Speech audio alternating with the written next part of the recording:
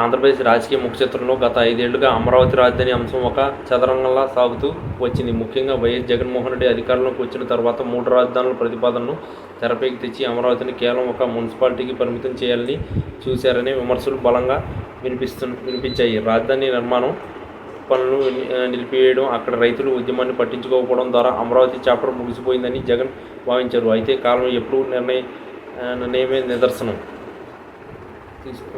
ఎప్పుడు ఒకేలా ఉండదు అనడానికి పార్లమెంటు సాక్షిగా నరేంద్ర మోడీ ప్రభుత్వం తీసుకున్న తాజా నిర్ణయమే నిదర్శనం. గత ఎన్నికల ఫలితాలు తర్వాత మారిన రాజకీయ సమీకరణాలు జగన్ ఆశలపై నీళ్లు జల్లడమే కాకుండా ఆయనకు ఊహించని షాక్ ఇచ్చాయి. ఢిల్లీ వేదికగా కేంద్ర ప్రభుత్వం అమరావతికి ఇస్తున్న ప్రాధాన్యత చూస్తుంటే జగన్ వ్యూహాలు ఫ్యూజులు ఎగిరిపోవడం ఖాయంగా కనిపిస్తుంది. భారత పార్లమెంటులో ప్రవేశపెట్టిన బడ్జెట్ నుంచి నేటి వరకు కేంద్రం అమరావతి విషయంలో అనుసరిస్తున్న వైఖరి అత్యంత స్పష్టంగా ఉంది. అమరావతిని కేవలం ఆంధ్రప్రదేశ్ రాజధానిగా మాత్రమే కాకుండా దేశానికి ఒక గర్వకారమైన నగరంగా నిర్మిస్తామని కేంద్ర ప్రభుత్వం ప్రకటించడం జగన్కు మిగులు పడని అంశం. ఒకప్పుడు జగన్ ఢిల్లీకి వెళ్ళిన ప్రతిసారి 3 రాజధానులకు మద్దతు కోరినప్పటికీ కేంద్రం పెద్దగా స్పందించలేదు. కానీ ఇప్పుడు చంద్రబాబు నాయుడు నేతృత్వంలోని కూటమి ప్రభుత్వానికి పూర్తి స్థాయిలో ఆర్థిక దన్నుగా నిలవడం గమనార్హం. పార్లమెంటు సాక్షిగా అమరావతి నిర్మాణానికి వేల కోట్ల రూపాయలు నిధులు కేటాయించడం ద్వారా కేంద్రం తన స్పష్టమైన సందేశాన్ని పంపింది. అమరావతిని అడ్డుకోవాలని జగన్ చేసిన ప్రయత్నాలు ఇక ఏమాత్రం ఫలించబోనని ఢిల్లీ నుంచి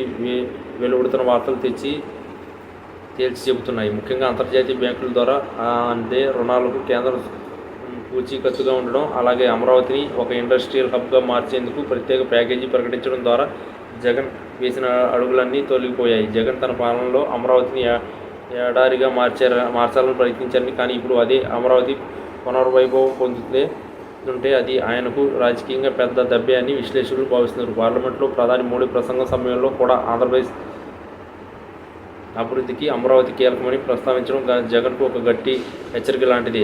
ఒకప్పుడు అమరావతి గ్రాఫిక్స్ అని ఎగతాళి చేసిన వారికి ఇప్పుడు అదే నగరం కళ్ళ ముందు సాక్షాత్కరిస్తుంటే సమాధానం చెప్పుకోలేని పరిస్థితి నెలకొంది. ఈ పరిణామాలు జగన్ రాజకీయ భవిష్యత్తులో తీవ్ర ప్రభావం చూపే అవకాశం ఉంది. అమరావతిని అడ్డుకోవడం ద్వారా రాయలసీమ, ఉత్తరాంధ్ర ప్రజలు మద్దతు పొందాలని ఆయన చేసిన ప్రయత్నం వికటించింది సరికదా. ఇప్పుడు అమరావతి నిర్మాణానికి కేంద్రం గ్రీన్ సిగ్నల్ ఇవ్వడంతో ఆయన ఎదురు దెబ్బ తగిలింది. పార్లమెంటు వేదికగా అమరావతికి లభించిన ఈ అఖండ మద్దతు జగన్ గత 5 ఏళ్ల నిర్ణయాలను తప్పుపడుతున్నట్లుగా ఉంది. ఢిల్లీ నుంచి అందిన ఈ బ్యాడ్ న్యూస్తో జగన్ శిబిరంలో ఆందోళన మొదలైంది. రాజధాని విషయంలో కేంద్రం తీసుకున్న ఈ నిర్ణయం జగన్ ప్రాంతాన్ని అణచివేయడమే కాకుండా ఆంధ్రప్రదేశ్ గమ్యాన్ని మళ్ళీ అమరావతి వైపు మళ్లించింది. సంకల్పం బలంగా ఉంటే ప్రకృతితో పాటు కాలం కూడా సహకరిస్తుందని అమరావతి విషయంలో మరోసారి రుజువైంది. మోడీ ప్రభుత్వం ఇచ్చిన ఈ భారీ షాక్తో జగన్ రాజకీయ వ్యూహాలు పునరాలోచనలో పడక తప్పదు.